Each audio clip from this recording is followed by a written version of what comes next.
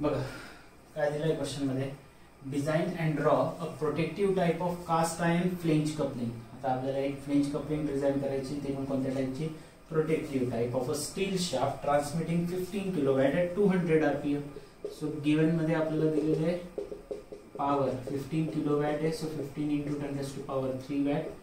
RPM दिलंय किती, that is transmitting at the 200 RPM.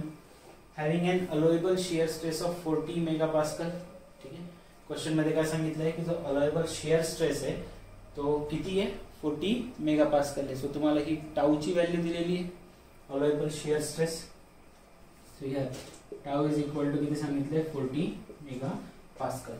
That allowable shear stress of the 40 megapascal. आणि हा 40 megapascal जो स्ट्रेस दिलेला आहे हा ऑफकोर्स कोणासाठी राहील, पॉवर कोण ट्रान्समिट करणार आहे, shaft. So allowable shear stress for the shaft 40 megapascal. The working stress in the bolts should not be exceed than 30 megapascal.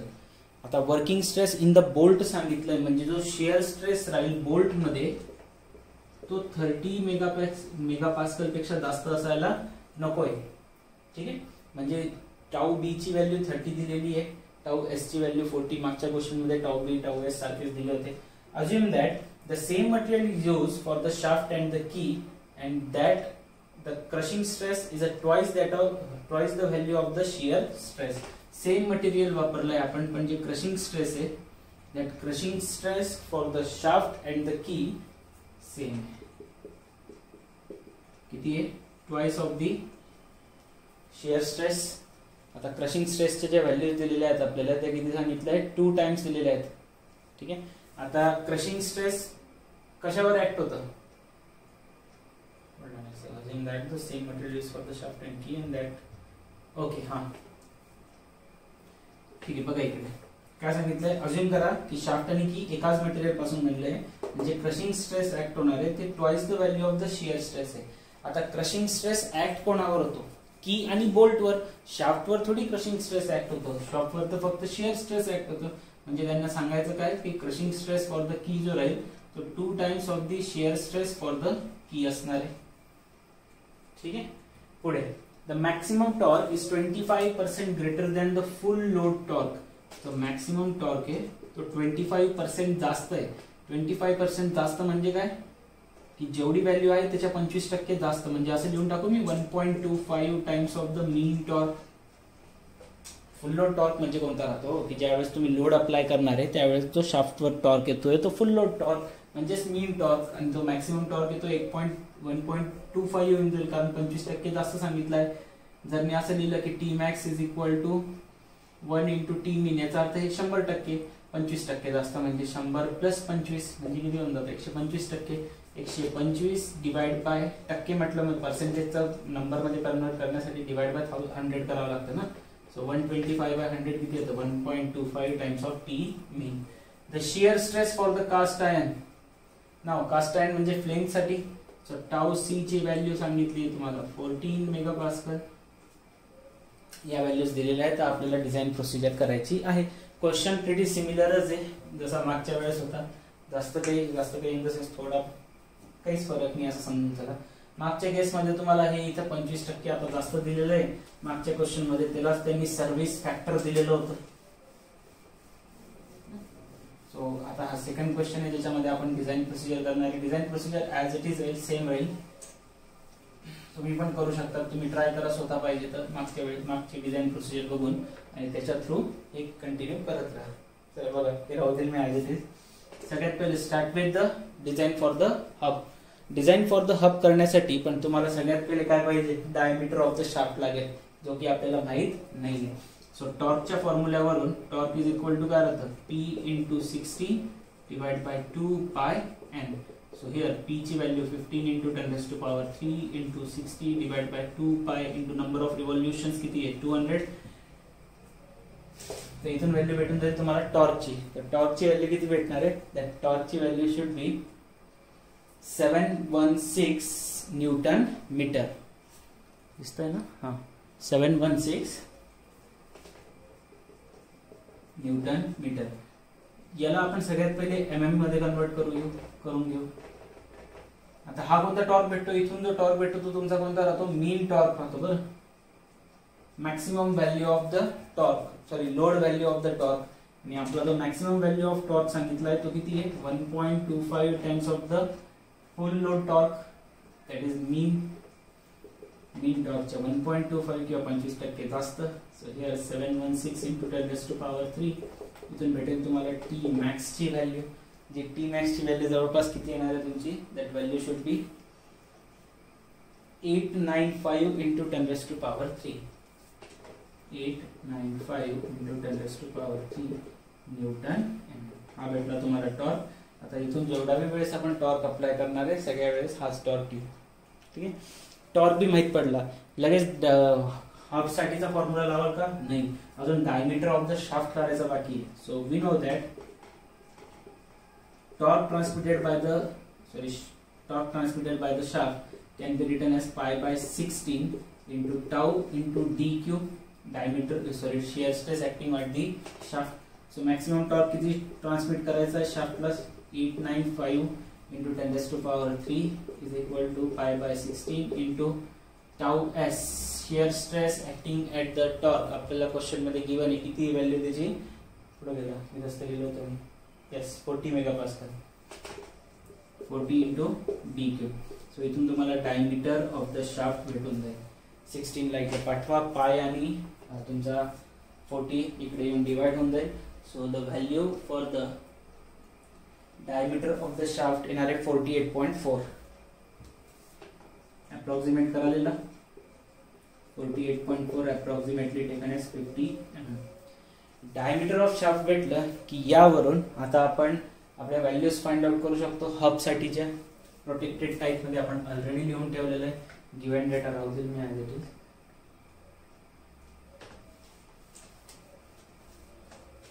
हा काय भेटला आपल्याला, डायमीटर ऑफ द शाफ्ट. आता जर तुम्हाला स्ट्रेसची व्हॅल्यू फाइंड आउट करायची असेल फ्लिंग साठी, तर त्याच्यासाठी आपल्याला कॅपिटल डी आणि स्मॉल डी ची व्हॅल्यू लागते. स्मॉल डी तर आपल्याला भेटलाय, capital D outer diameter of the shaft, sorry outer diameter of hub, shaft म्हणते मी, sorry hub. Capital D is equal to the other 2 times of small D. So capital D is equal to 2 into small D 50, किती आलं ते 100 mm. आणि length of hub is equal to 1.5 times of D राहतं. Here 1.5 into diameter किती आहे 50, so 15 that is 75 mm. ठीक आहे, हे दोन्ही व्हॅल्यू भेटल्या, लेंथ ऑफ हब आणि डायमीटर ऑफ हब.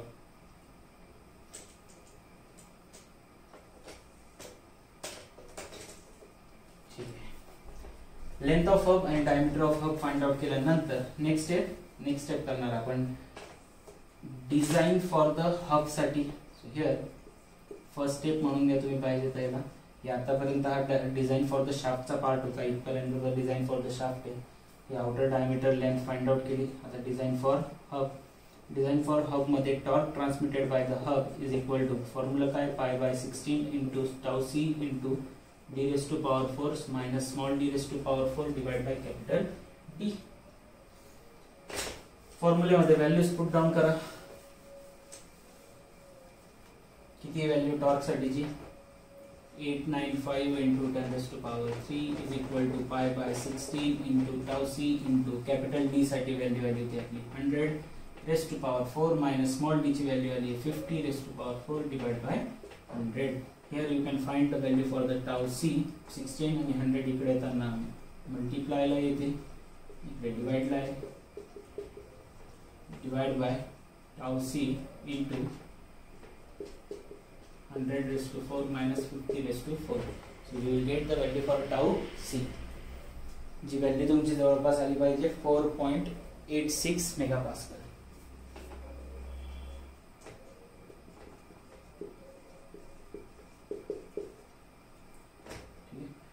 आता ही tau c ची व्हॅल्यू भेटली.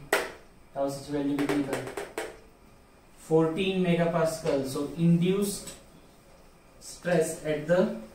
induced shear stress at the flange is less than the permissible stress, so our design is safe. ठीक आहे, लिहू शकता तुम्ही असं, induced shear stress at hub म्हणून घ्या किंवा फ्लेंज म्हणून घ्या is less than permissible shear stress. ठीक है, चलो डिजाइन फॉर द हब झाला. नेक्स्ट डिजाइन फॉर द की. सेकंड पार्ट,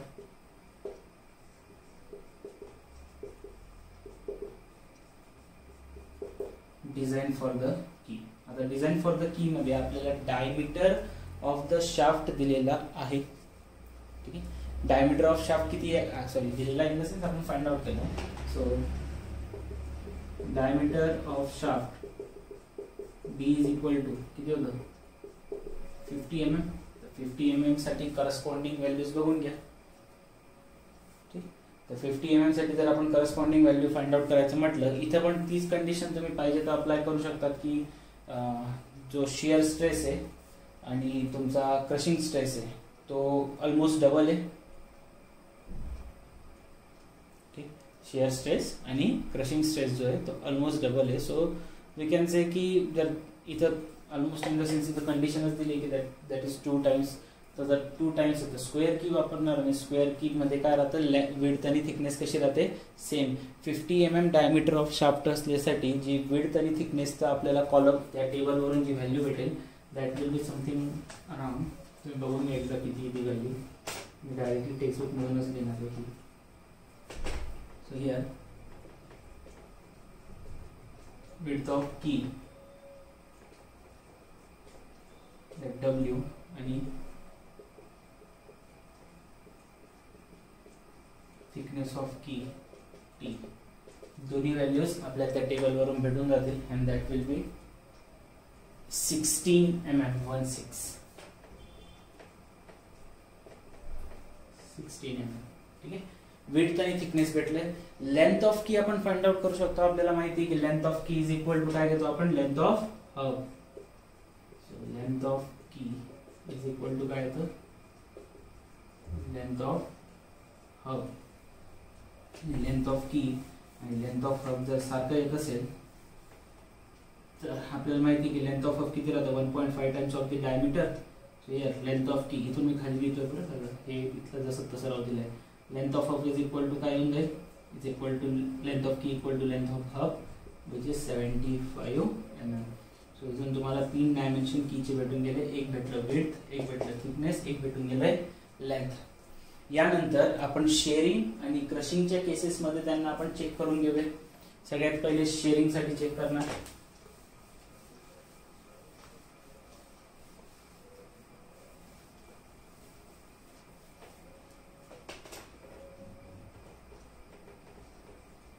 कन्सिडरिंग कशामध्ये चेक करतोय आपण, सगळ्यात पहिले key under the shearing. Considering the key in shearing करून घ्या.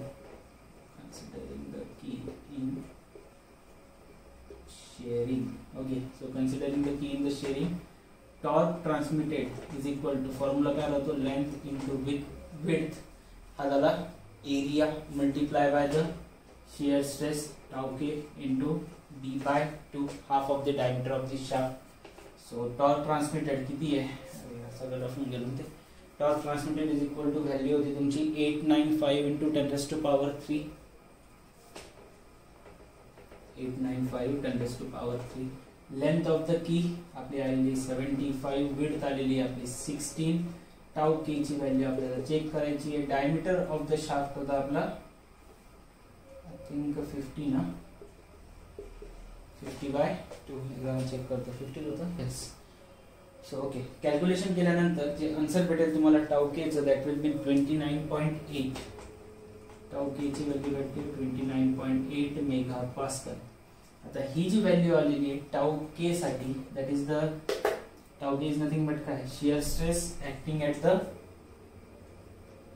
की. Shear stress acting at the key आपल्याला बोल्ट आणि याच्यासाठी व्हॅल्यू दिली होती ना.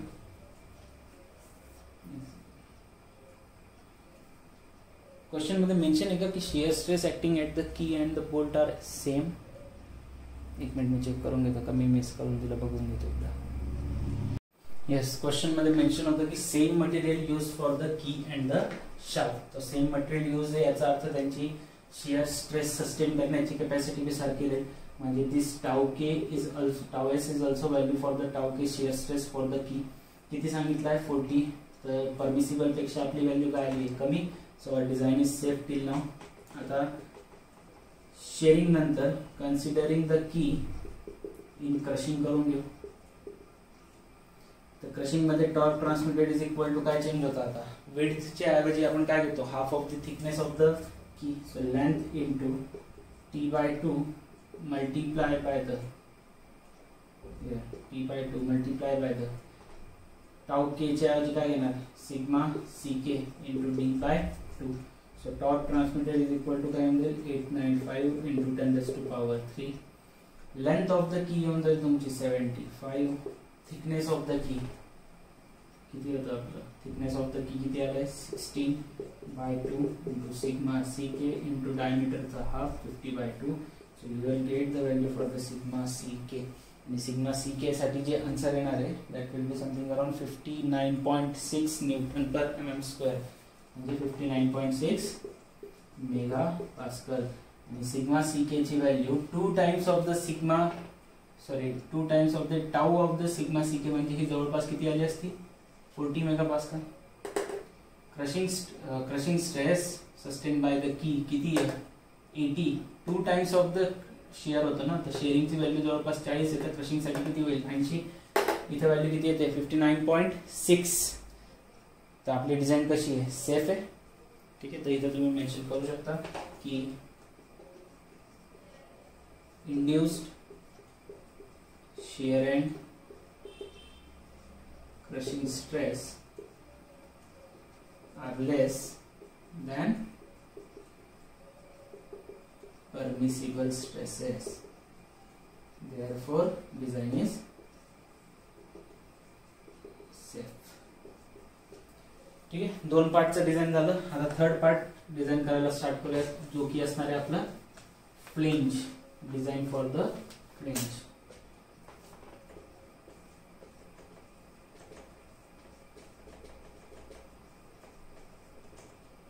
ओके. ज्यावेळेस आपण फ्लेंज साठी डिझाइन करतोय सगळ्यात पहिले आपल्याला काय लागेल थिकनेस ऑफ द फ्लेंज. ठीक आहे. Thickness of flange is equal to आपल्याला माहिती फॉर्म्युला काय घेतो आपण thickness of the flange is equal to 0.5 into diameter of the shaft that is 0.5 into diameter of shaft होता 50. So that is 25 mm. Thickness of flange in the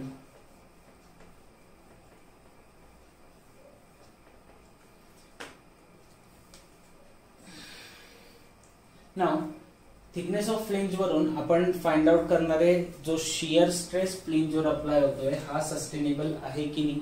आणि ते कसं find out करू शकतो आपण torque transmitted by the flange check करून.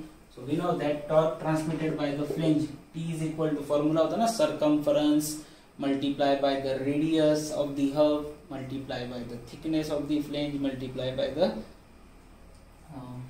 Shear multiply by the काय होतंय multiply by the crushing stress shear stress.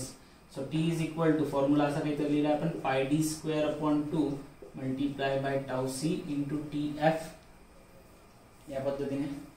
ठीक. सो टॉर्क ट्रान्समिटेड किती आहे आपला 895 into 10⁻³ pi into capital D. Capital D काय राहतं capital D is the diameter. आणि त्या डायमीटरची value diameter of the hub करतो ना आपण.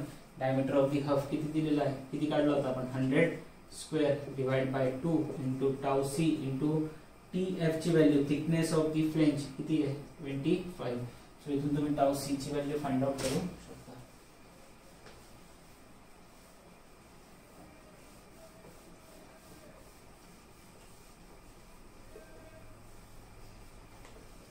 नाउ टाउ c ची व्हॅल्यू जर आपण तिथून फाइंड आउट केली तर ती आली पाहिजे जवळपास 2.5 मेगापास्कल. आता जर ही व्हॅल्यू 2.5 मेगापास्कल येते तर दॅट मीन्स की आपली व्हॅल्यू ही जी व्हॅल्यू भेटलेली आपल्याला टाउ c ची it is less as compared to the permissible one. So our design is safe. ते मेन्शन करून घ्या तुम्ही. त्यानंतर डिझाईन ऑफ फ्लेंज नंतर last part that is design for किंवा design of bolt. Design of bolt मध्ये diameter of shaft वरून आपण नंबर ऑफ बोल्ट्स किती रिक्वायर्ड आहे ते फाइंड आउट करू शकतो. अबव 40 mm म्हणजे नंबर ऑफ बोल्ट्स किती लागतील आपल्याला आता 4 है ना. So for diameter of shaft D equal to 50 mm, number of bolts N is equal to किती असणार आहे 4. D1 जो नॉमिनल डायमीटर आहे किंवा आउटसाइड डायमीटर आहे बोल्टचा तो आपण फाइंड आउट करतो. ठीक आहे. आणि तो आउटसाइड डायमीटरच्या पूर्वी आपण आपला जो पिच सर्कल डायमीटर होता बोल्ट साठी तो फाइंड आउट करू शकतो. Real pitch circle diameter of bolt that capital D1 is equal to 3 times of D, so 3 into 50 that is 150 mm. यानंतर torque transmitted by the bolt ची condition apply करणार आपण.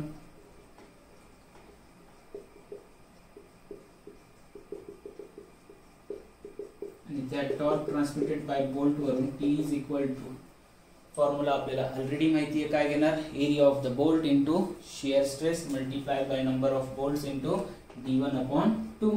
So area of bolt काय होता आपला π/4 into small d1 square multiply by the number of bolts multiply by the shear stress of the bolts multiply by the D1 upon 2. Peripheral diameter sorry peripheral म्हणतोय मी, peripherally म्हणतात त्याला, नाही तर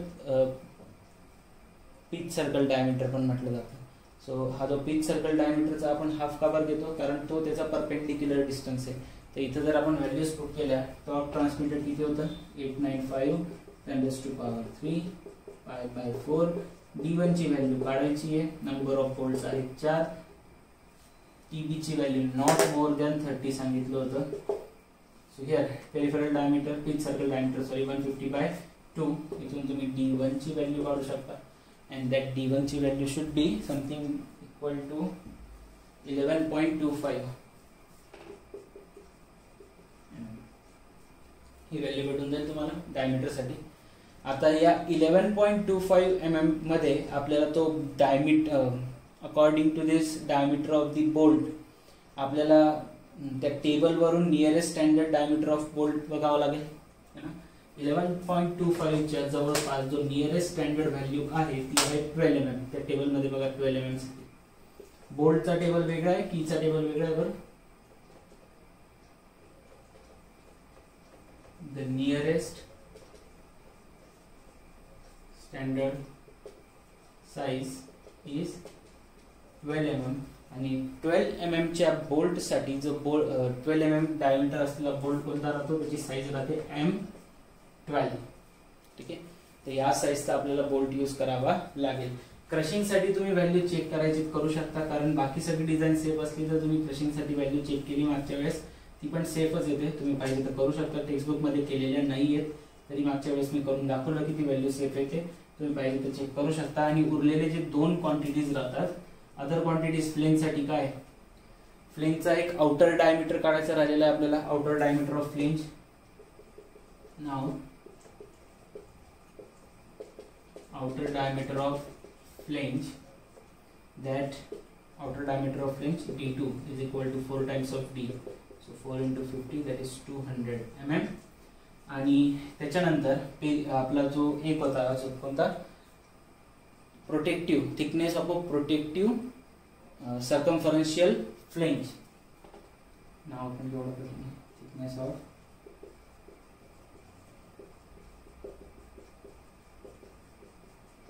protective circumferential flange. त्याचा formula काय होता आपला 0.25 times of diameter TP is equal to 0.25 times of diameter, that is 0.25 into diameter of the shaft किती आहे 50, so 1/4 म्हणजे 12.5 mm.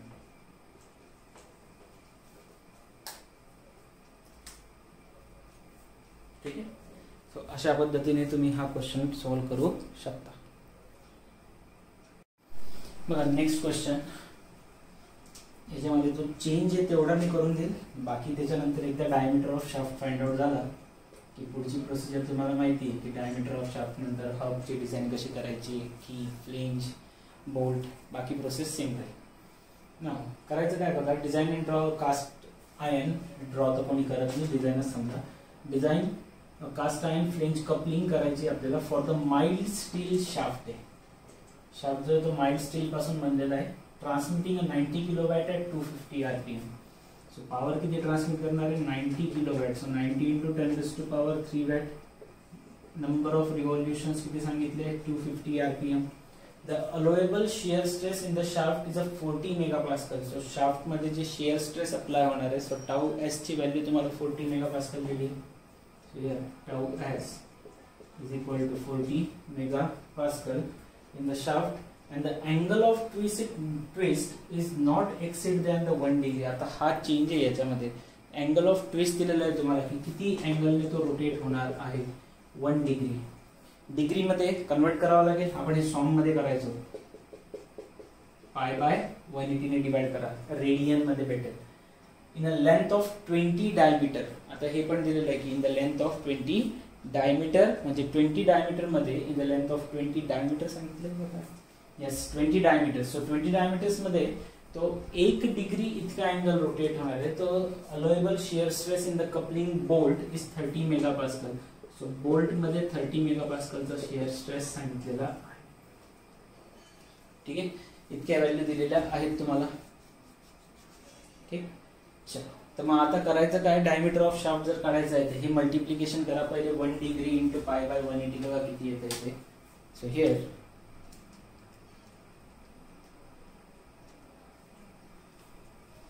0.01745 यानी 0.015 रेडियन ही व्हॅल्यू आहे.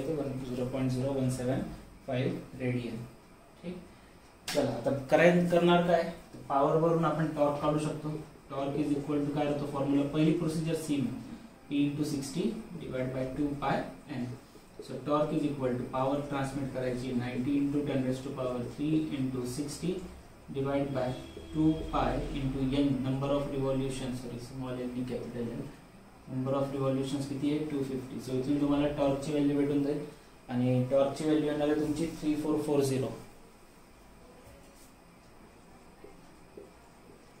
10⁻³ करून घेतो मी डायरेक्टली. कशात लिहितो, न्यूटन एन. हे भेटून गेलं टॉर्क. टॉर्क वरून काय काढणार, डायमीटर काढू शकतो आपण. मग नवीन काय याच्यामध्ये, तो नवीन 1 डिग्री वाला जो फॅक्टर आहे तो अजून एक गोष्ट ऍड करेल, रिजिडिटी पण ऍड करेल ना. तो 1 डिग्री 20 डायमीटर सांगितलंय ना. तर हे तर आपण, हे जे आता आपण करत होतो आतापर्यंत, हे सगळं स्ट्रेंथ ऑफ द शाफ्टच्या अकॉर्डिंग होता. हा जो डायमीटर आहे तो स्ट्रेंथ ऑफ द शाफ्टच्या अकॉर्डिंग येतो. So torque is equal to आपल्याला माहिती फॉर्म्युला काय आहे, π/60 × टाउ एस × d³.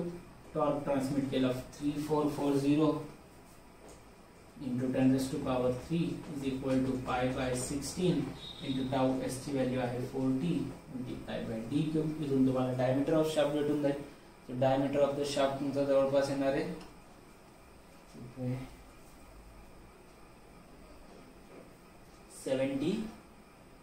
76 mm.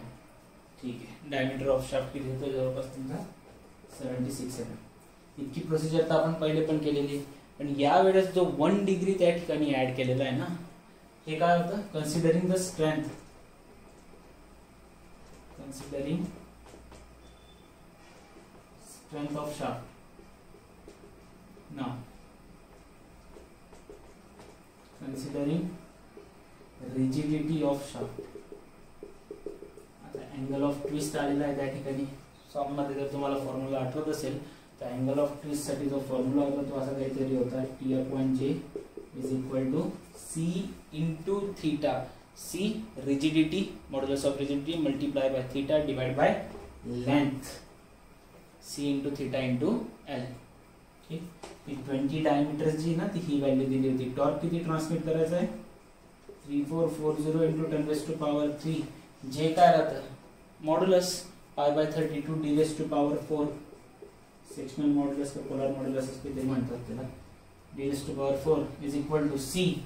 आता सी काय राहतं, मॉड्युलस ऑफ रिजिडिटी. आणि या ठिकाणी आपल्याला शाफ्ट कोणत्या मटेरियल पासून बनलेलं सांगितलं होतं, माइल्ड स्टील साठी. मग आता हा असा एखादा रेअरच क्वेश्चन येईल.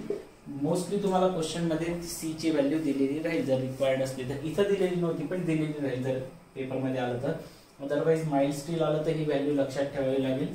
84 × 10⁻³ Newton per mm². थीटाची value 1 degree rotation, त्याला आपण रेडियन मध्ये कन्वर्ट केलं किती येतं ते 0.0175 डिवाइड बाय एल किती होतं 20 टाइम्स ऑफ डी. 20 डायमीटर सांगितलं होतं ना. इथं राहिलं डी क्यूब. डी क्यूब ची व्हॅल्यू काढायची आहे, इकडे घेऊन जा. π/32 सॉरी 34 नाही, π/32 d⁴ होतं. सो इथून तुम्ही जर डायमीटरची व्हॅल्यू फाइंड आउट केली ना, ती जवळपास येते 78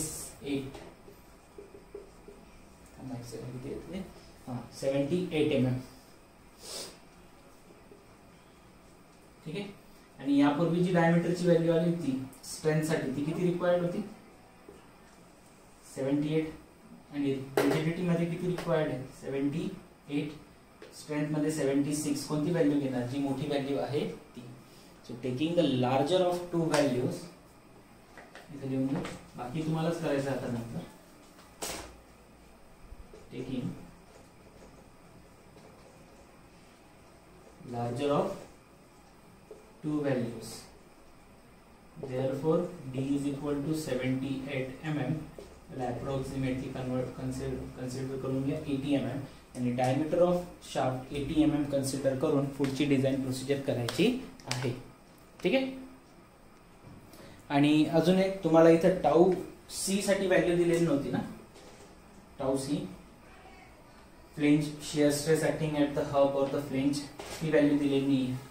तर मागच्या क्वेश्चन मध्ये पण मटेरियल कास्ट आयर्नच दिलं होतं. पहिल्या क्वेश्चन मध्ये पण मटेरियल जे ते कास्ट आयर्नच दिलं होतं. आणि कास्ट आयर्न साठी आपण पाहिलं होतं की व्हॅल्यू किती होती, जवळपास 14 मेगापास्कल होती है ना. तर तीच व्हॅल्यू तुम्हाला इथं पण कन्सिडर करायची. दिलेली नसली म्हणून काही नाही, पण तुम्हाला व्हॅल्यू किती घ्यायची मग 14 मेगापास्कल. कारण कास्ट आयर्न साठी शियर स्ट्रेसची value, flange cast iron flange जर असेल तर शियर स्ट्रेसची व्हॅल्यू किती असणार आहे 14. बाकी प्रोसिजर सेम करा. ठीक आहे. आजचा लेक्चर आपण या ठिकाणी थांबूया. अजून 1 ते 2 क्वेश्चन आहे त्याचे, ते आपण येणाऱ्या लेक्चर्स मध्ये कव्हर करू. ठीक आहे. सो ऑलमोस्ट संपण्यावरच हे चॅप्टर, प्रॉब्ली पुढच्या 2 लेक्चर मध्ये आपलं हे चॅप्टर संपून जाईल.